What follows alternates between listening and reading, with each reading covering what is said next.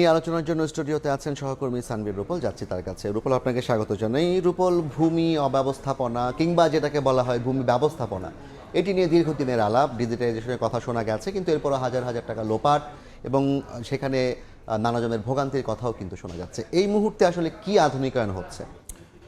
এই মুহূর্তে বলতে এই মুহূর্তে নতুন করে কিছু হচ্ছে না। এর মধ্যে যে আধুনিকায়নটুকু হয়েছে সেটি হচ্ছে ভূমি বাতায়ন নামে একটি অ্যাপস আছে এবং ওয়েবসাইট আছে। সেখানে আসলে যারা ভূমি গ্রাহক আছেন তারা কর পরিশোধ করতে পারেন। একটি আইডি পাসওয়ার্ড খুলে সেখানে কর পরিশোধ করতে পারেন। নামজারি বা অন্যান্য যে কাগজপত্রগুলো আছে সেগুলো একটি জায়গায় নিয়ে আসার একটা প্রচেষ্টা এর আগে করা হয়েছে এবং সেটিই এখন পর্যন্ত আছে। তবে তারপরও ভূমি অব্যবস্থাপনার যে দৌরাত্ম্য সেই দৌরাত্ম্য এখন রয়েই গেছে। তবে সেটির বিষয়ে প্রধানমন্ত্রী আপনি আজকে দেখলেন যে ভূমি সেবা মেলা 3 দিনের মেলা সেটি উদ্বোধন করার সময় তিনি বলেছেন যে এই মামলার জট যেন না থাকে, ভূমি সেবার দুর্নীতি হয়রানি বন্ধ করার প্রতিশ্রুতি তিনি দিয়েছেন এবং পাশাপাশি আরেকটি বিষয় বলেছেন যে অনলাইন কার্যক্রমে স্বচ্ছতা বজায় থাকবে এবং অনলাইন কার্যক্রম এখন আছে, এটিকে আরও কীভাবে আধুনিকরণ করা যায় সেটি হয়তো সরকার আরও ভাবতে পারে। তবে একটি ছোট গল্পও বলতে চাই আপনাকে। এই যে মামলার জট বিষয়ে আজকে প্রধানমন্ত্রী তিনি একটি বিষয় উল্লেখ করেছেন, সেটি হচ্ছে 70 লাখের মতো মামলা আছে, তার মধ্যে 47 লাখ হচ্ছে এই ভূমি সংক্রান্ত মামলা। মানে পুরো বাংলাদেশে মোট 70 লাখের মধ্যে 47 লাখই ভূমি সংক্রান্ত মামলা। আমি একটি অভিজ্ঞতার থেকে বলতে চাই, যেহেতু সাংবাদিকতা করি, মাঠ পর্যায়ে আমাদের সবারই অলমোস্ট দেখা যাচ্ছে যে প্রত্যেকটি ঘরে ঘরে এই ভূমি বিষয়ে নানান রকমের জটিলতা রয়ে গেছে এবং এই যে মামলার জটের কথা বলা হচ্ছে, কয়েকদিন আগে আমাকে একজন ফোন করলেন এবং তিনি বললেন যে তিনি তার যে ব্যক্তিটি প্রথম ভূমির মামলা করেছিলেন তারপরে তিনি মারা গেছেন, তার ছেলে বয়সবৃদ্ধ হয়ে গেছে এবং মাঝখানে দুইজন তার যে কৌশলী ছিলেন অর্থাৎ উকিল তারাও মারা গেছেন এবং নতুন একজন উকিলকে নিয়োগ দিয়েছেন। এখন এইটির আসলে সমাধান কি? আসলে এটির সমাধান আমাদের কাছেও নেই। এটির সমাধান হয়তো মামলার জট কিভাবে কমানো যাবে সে বিষয়ে সরকারকে নতুন করে শুধু তো মামলার জটই না, মানে পরিবারের যুদ্ধ, এবং কদিন আগে তো এক জায়গায় দেখলাম একই পরিবারে কয়েকজনকে খুন করে ফেলা হলো।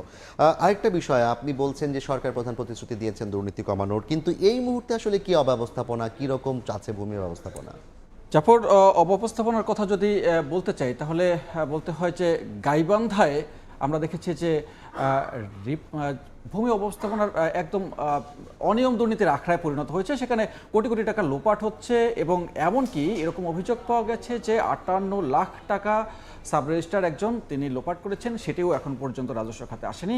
অন্যদিকে দেখা যাচ্ছে যে এই অব্যবস্থাপনার সাথে এই কর্মকর্তা কর্মচারী তারা জড়িত এবং এই নিয়ে আমাদের সহকর্মী হেদায়েতুল ইসলাম বাবু একটি প্রতিবেদন পাঠিয়েছেন, সেটি আমরা দেখে নিই।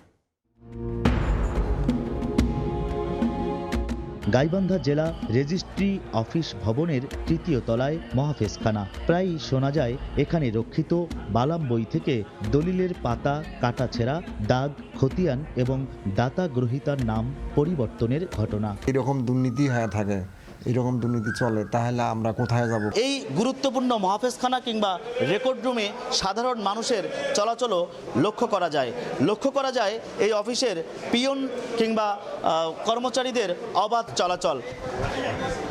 তা আপনি নকল নবিশ গোবিন্দগঞ্জের, আপনি রেকর্ড রুমে কেন? বললাম তো ভাই ঢাকা নিয়ে আসছে। আপনি কি রেকর্ড রুমে আসতে পারেন? না।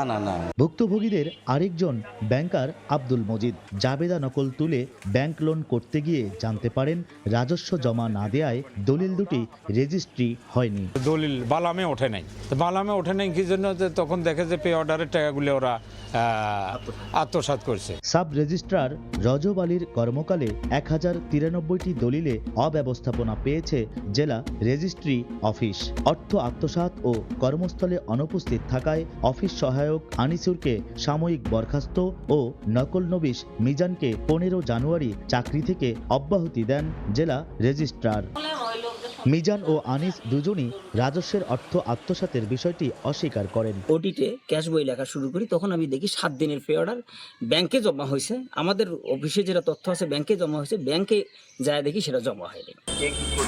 কিভাবে সহায়তা করছে সেটা কিন্তু আমার আনন্দ, আমি জানলে তো একজন অফিসার জানার সত্যি কি অকামিকরণ করে সেটা তো একেবারে মানে সুকৌশল। জড়িত রাঘব বোয়ালদের বিরুদ্ধে কর্তৃপক্ষ কেন দৃশ্যমান কোনো পদক্ষেপ নেয়নি? স্থানীয় কর্মকর্তা যিনি আমাদের অভিভাবক, তিনি একজনকে পুলিশে দিলেন না। আমি যদি এই কর্মের সঙ্গে জড়িত হয়ে থাকি আমাকেই পুলিশে দিত। তার বিরুদ্ধে বিদ্যাহের মামলা দায়ের করা হয়েছে এবং অবশ্যই রাজস্ব যে আদায় অনাদায়ী রয়েছে তাকে এই টাকা জমা দানের জন্য নির্দেশ প্রদান করা হয়েছে। হেদায়েতুল ইসলাম বাবু, সময় সংবাদ, গাইবান্ধা।